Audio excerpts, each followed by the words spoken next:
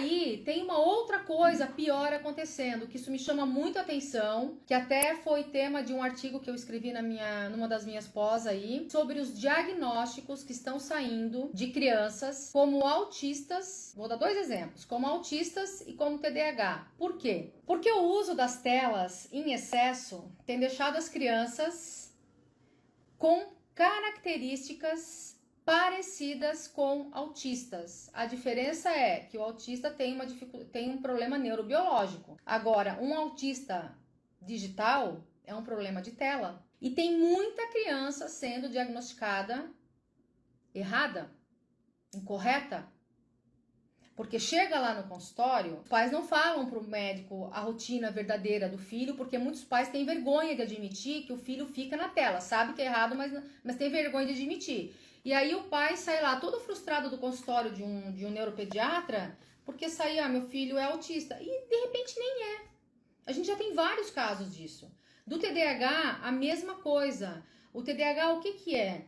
Falta de atenção, falta de concentração, não tem organização, procrastina, tudo isso. Mas é uma questão das funções executivas. Então, tem uma questão aí neurológica também que atrapalha. O TDAH digital, não. Por que que ele faz tudo isso? Porque ele tá aqui, ó, conectado aqui. E aí, ele acaba desenvolvendo esses sintomas parecidos e é onde levam a diagnósticos errados. Aí o TDAH muitas vezes tem que ser medicado. Aí você não tem um filho TDAH, você tem um filho que está ali usando as telas de forma errada, mas você saiu com um diagnóstico de TDAH e com uma medicação na mão. Não vai resolver. E aí você vai ficar frustrado porque estou medicando meu filho e não está resolvendo nada. Claro, porque o problema não é TDAH, o problema é o uso excessivo da tela, né? Então, assim, nós pais temos obrigação de ter esse contato, de ter esse controle da vida dos nossos filhos. Alguém falou aqui pra cima, uma coisa que eu tenho visto muito. Os pais estão ficando reféns dos próprios filhos. E é muito triste isso, gente. Porque se os pais não ensinarem em casa, não mostrarem para os seus filhos que existe uma hierarquia, vocês podem me chamar de velha, mas a gente precisa ter uma hierarquia, que a gente precisa respeitar as pessoas, não tem evolução, não tem futuro.